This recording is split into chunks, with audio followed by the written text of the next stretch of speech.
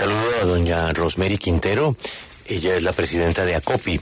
Precisamente representa a los pequeños empresarios del país. Doña Rosemary, buenos días. Buen día, Julio. Buen día a todos los que nos escuchan. También saludo a Fabio Arias. Él es el fiscal de los trabajadores, fiscal de la Central Unitaria de Trabajadores de la CUT. Don Fabio, buenos días. Buenos días, Julio, para usted y todos los oyentes de la W. Doña Rosemary, los colombianos y sobre todo quienes viven del sueldo mínimo han perdido un poder adquisitivo del 14% por cuenta de la inflación y de todo lo que nos ha pasado. Y el salario mínimo lo que busca es corregir ese desfase y además pues buscar un incremento importante en el tema del transporte.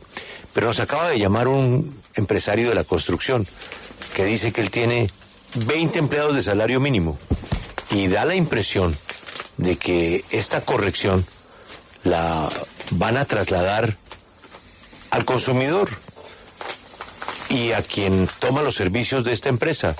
Le van a subir lo que subió el salario mínimo. ¿Eso cómo se va a controlar, doña Rosemary? Porque, pues, por un lado estamos corrigiendo un problema, pero por el otro lado, ¿estaríamos creando otro? Pues, Julio, realmente, por lo general, siempre se habla de que se va a trasladar cualquier incremento al precio final. Pero eso es una situación que te sacaría del mercado y los empresarios a ninguno le interesa que le saquen del mercado, antes por el contrario. Los empresarios necesitan activar mucha más demanda para lograr la sostenibilidad que se necesita. Don Fabio, ¿y usted qué opinión tiene sobre ese dilema?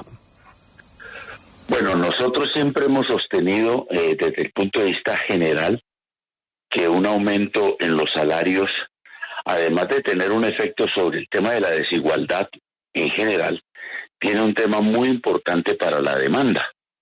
Y es que cada vez que un trabajador tiene un peso en el bolsillo, demanda más bienes y servicios, es decir, se lo gasta. Y más los de salario mínimo. De tal manera que aquí hay un círculo, pues sí, evidentemente se trasladan unos costos a las empresas por esa vía, pero adicionalmente para otra circunstancia se generan más posibilidades de que la gente vaya por bienes y servicios, y entonces toda la economía en general tiene un círculo virtuoso de tener más demanda por bienes y servicios y por tal motivo más producción de las empresas.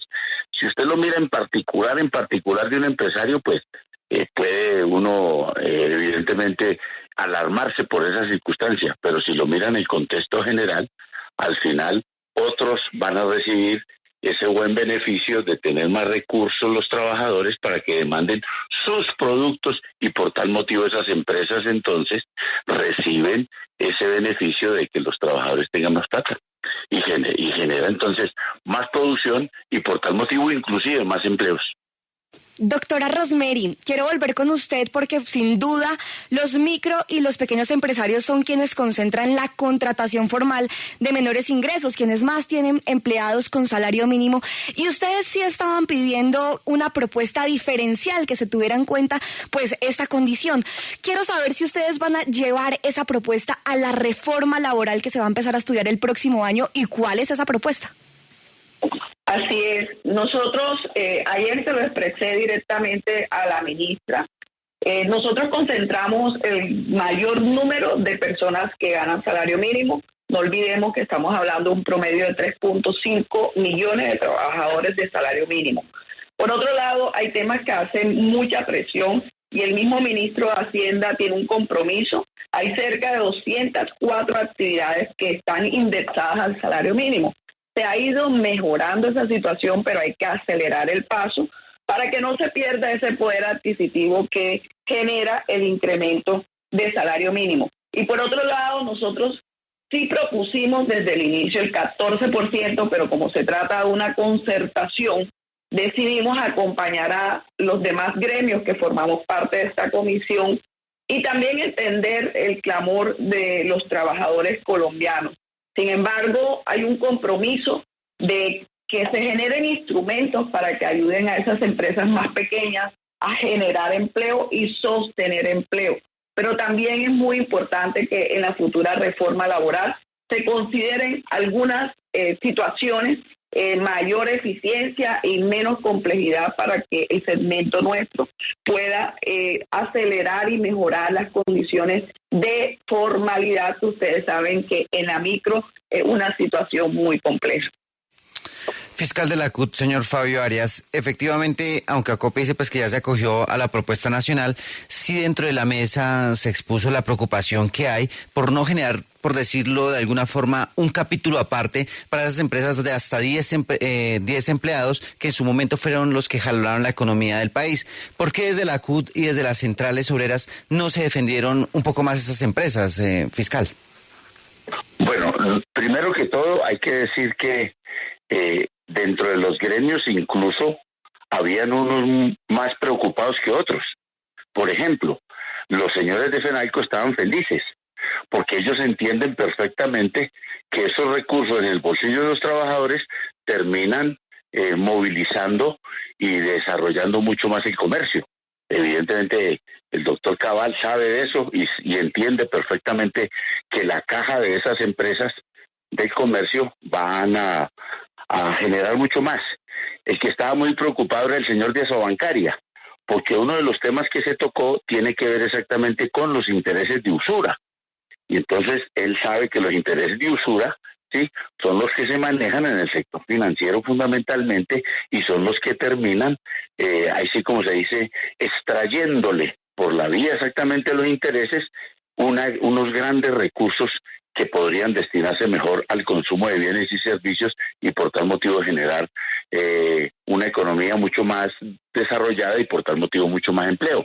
Entonces digamos que estas decisiones así no son siempre iguales para todo el mundo, pero para nosotros, por ejemplo, sí tiene la virtud y por eso siempre las defendemos y siempre hemos dicho y nos hemos opuesto a esa teoría pues empresarial que dice que cualquier aumento en los costos laborales genera desempleo. Además, porque eso ya desde el punto de vista de la teoría económica está reevaluado totalmente. Y obviamente que sí pensamos en la otra situación, que es la que se ha venido imponiendo y es la que desde el punto de vista empírico se conoce exactamente de que el círculo virtuoso de más salarios, menos desigualdad, pero adicionalmente de reactivación económica, es absolutamente cierto y demostrable, y por eso nosotros estamos contentos con eso y entendemos perfectamente que en los gremios empresariales pues unos van a tener mejor recibo que otros, pero no quiere decir que estén perdiendo. Asobancaria no puede salir entonces de decir que porque le van a bajar los intereses de usura, que son lo que termina pagándolo especialmente los sectores de la clase media con el pago de sus tarjetas de crédito, inclusive porque hacen consumo por esa vía, no nos van a decir pues que se van a quebrar. Son los que siempre han ganado, acaban de registrar prácticamente lo que se van a ganar este año, 35 billones de pesos el sector financiero. No, yo creo que hay que controlar ese sector y está bien que nos hayamos ocupado en la mesa de concertación también de ese tema, porque a veces se piensa que solamente el salario mínimo, no. Recuerdo aquí que nos tratamos 4 temas sustanciales, de que no se amarren una serie de servicios y actividades al salario mínimo, de que se controle los intereses de usura, que se controle y se reduzca las tarifas del sector eléctrico modificando la fórmula general y adicionalmente que se controlen los medicamentos. Sí, cosas doctora muy Rosemary, para la gente. Sí, doctora Rosemary, quiero volver con usted que lidera pues el gremio de los micro y los pequeños empresarios. Hay mucha preocupación también porque el próximo año pues va a ser un poco complicado, se viene una desaceleración de la economía y muchos de estos pequeños empresarios se preguntan si ahora sí van a poder tener la capacidad adquisitiva de seguir contratando personas. ¿Usted considera que se garantiza que sus agremiados puedan seguir contratando personal? Luisa, de garantizar eso es difícil. Mira que en los mismos trimestres se generan diferencias. El segundo trimestre del presente año prácticamente generación de empleo nuevo en las MIPYMES casi que cero porque se retiran el mismo número de personas a las que se vincula. En este tercer trimestre que dimos a conocer los resultados, sí se dio un empleo cierto porque se generaron 4 y se retiraban en promedio 3. Pero hay un elemento muy importante que nuestro amigo Fabio acaba de mencionar. Él cita temas de interés bancario, la parte laboral, cita diferentes temas. Por eso desde ACOPI, y lo han dicho muchos expertos, el salario mínimo seguirá siendo un problema y ocupará mucho tiempo cada vez que nosotros tenemos que mirarlo como un tema integral y no aislado de reformas que se necesitan.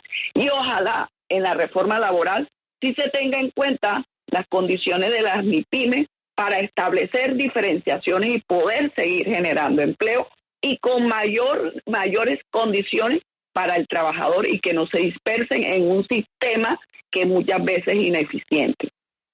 Finalmente, señor Arias, frente a esas otras medidas que se adoptaron en la mesa de concertación, como usted las nombraba hace un momento, ¿cómo se va a hacer el traslado a los trabajadores y, por ejemplo, a las pequeñas empresas para que sientan un alivio y una recuperación del poder adquisitivo? Bueno, nosotros, pues no son las que requiere el sector de las MIPYMES, también lo entiendo perfectamente, pero van a ser un alivio, ¿sí? Reducir la tarifa del sector eléctrico no solamente le sirve a la población en general, sino que también le sirve al sector de las pequeñas y medianas industrias. Y el tema de reducir significativamente la tasa de interés de usura, las MIPYMES también les sirve, porque muchas veces a ellos les toca acudir a esos consumos mediante estas tarjetas que el sector financiero cobra esta vía y la otra. Evidentemente ahora, el Estado yo creo que tiene también que pensar, lo hemos propuesto muchas veces, la doctora Rosmery se acordará cuando en medio de la pandemia acompañamos siempre que el subsidio a las nóminas debería ser para las MIPYMES. Sin embargo, Duque no nos aceptó el punto y le terminó dando también subsidio a las grandes empresas.